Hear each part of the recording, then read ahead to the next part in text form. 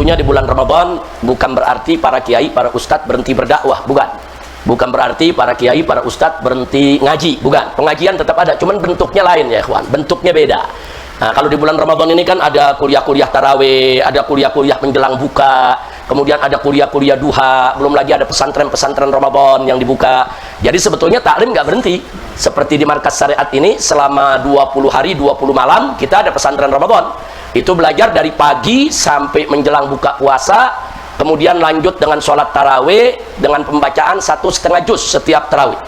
Setiap malam baca 1,5 juz, sehingga malam ke-20 insya Allah di sini akan diadakan khutmul Quran. Maka itu nih kita undang semua nih para kiai. Malam 20 Ramadan, insya Allah di sini diadakan buka puasa bersama, sekaligus juga di acara dimulai dari asar. Dari asar. Kenapa? Karena kita sekaligus menggelar acara pertama ada khutmul Qurannya nanti tarawih, kedua ada khutmus sahihain, khutmul Bukhari dan Muslim ya ikhwan. Sekaligus yang kedua kita menggelar haul As-Sayyidil Walid Al-Imam Al-Muhaddis As-Sayyid Muhammad bin Alwi Al-Maliki, yang kitabnya tadi dibacakan oleh Buya Qurtubi Jailani. Baiklah ya ikhwan, sebelum kita tutup dengan qasidah sah Ramadan, saya sebetulnya tidak memberikan materi pada hari ini, hanya ingin mengantarkan acara penutupan.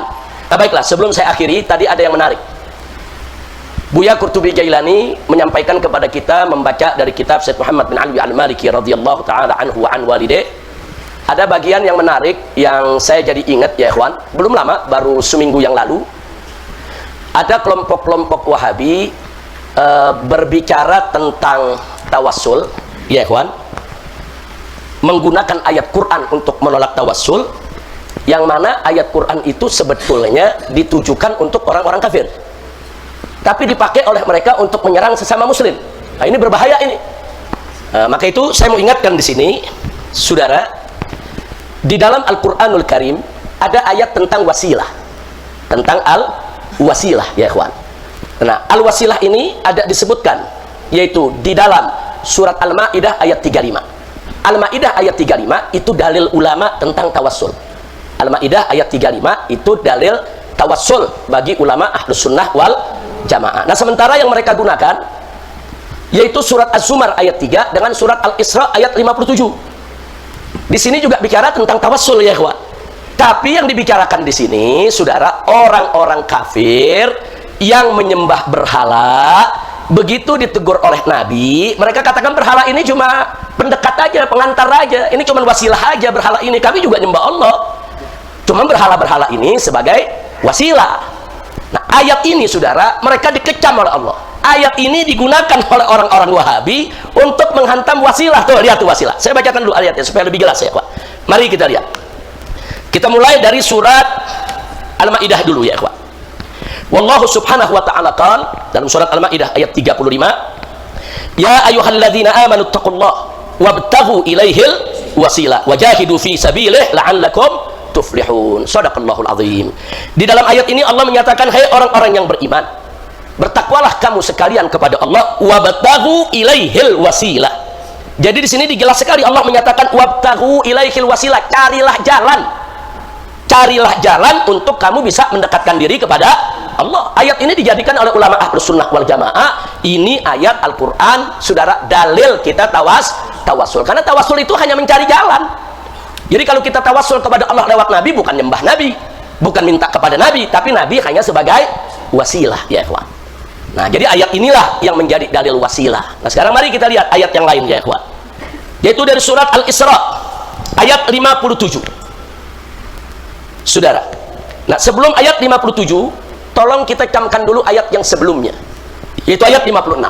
Allah subhanahu wa ta'ala menyatakan, qul ud'ul ladzina za'amtum min dunihi fala yamlikuna kashfad durri ankum wala tahwila.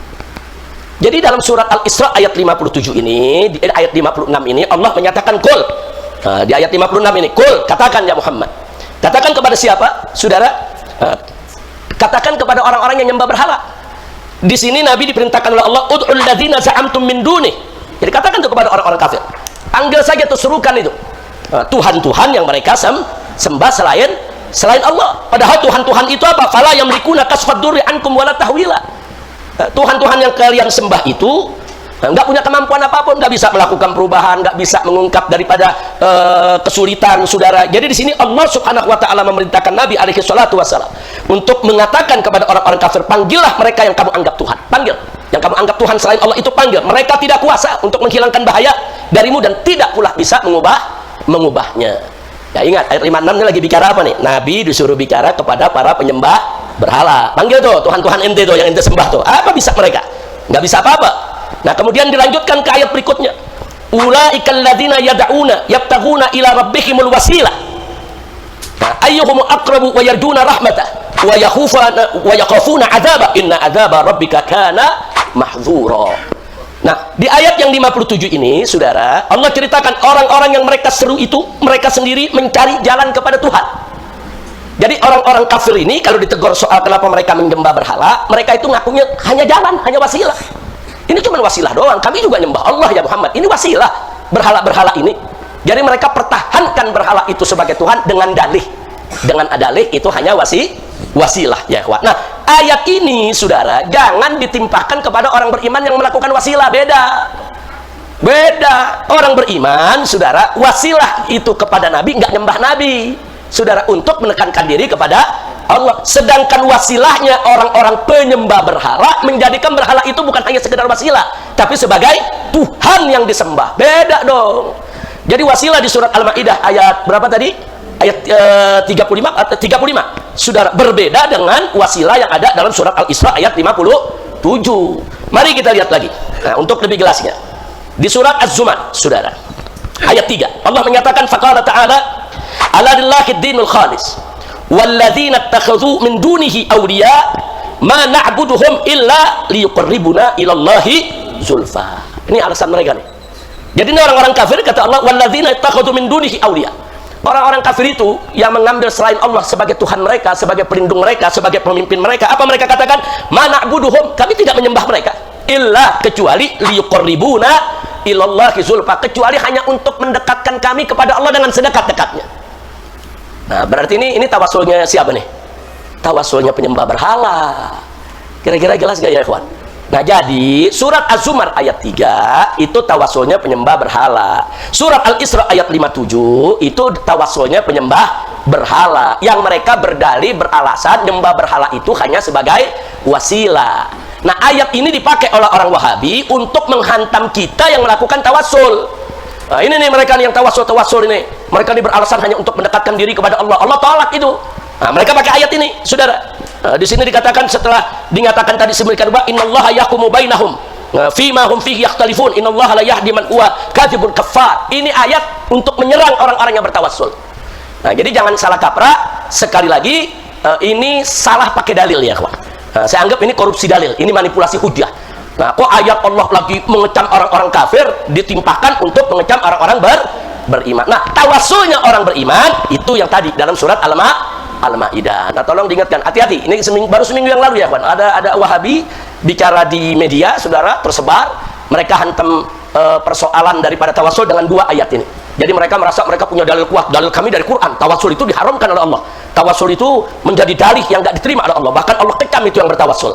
Saudara, nah ini kenapa saya sebut ini manipulasi hujah dan korupsi dalil? Ternyata yang dikecam oleh Allah, saudara, yang dilarang oleh Allah, tawassulnya para penyembah berhala yang beralasan bahwa berhala-berhala mereka hanya sebagai alat wasilah untuk menyembah Allah. Nah, padahal mereka jadikan berhala-berhala itu bukan hanya sekedar wasilah, tapi sebagai Tuhan. Beda dengan tawassulnya orang beriman. Kita bertawassul kepada Allah melalui para anbiya, para rasul, para aulia, para solihin, saudara. Kita tidak menyembah makhluk-makhluk ini. Kita tidak menyembah nabi, kita tidak menyembah para wali, enggak. Saudara, kita bertawassul karena kemuliaan mereka, keagungan mereka, ketinggian kedudukan mereka di sisi Allah. Nah, jadi sekali lagi, tawassulnya orang beriman ada dari Quran. Kalau dari hadis udah nggak usah cerita ya, kawan. Nanti akan dilanjutkan pada multaqo yang akan datang. Insya Allah dibuka. Insya Allah Buya Qurtubi itu akan masuk tuh bab tentang tawassul, puluhan hadis riwayat, saudara, akan dikemukakan oleh Sayyidul Imam Sayyid Muhammad bin Alwi Al-Maliki, puluhan hadis. Nah, jadi jangan ragu lagi tentang tawassul tabarruk. Itu merupakan salah satu ciri Ahlus Sunnah wal Jamaah. Walhamdulillah. Nah, itu saja.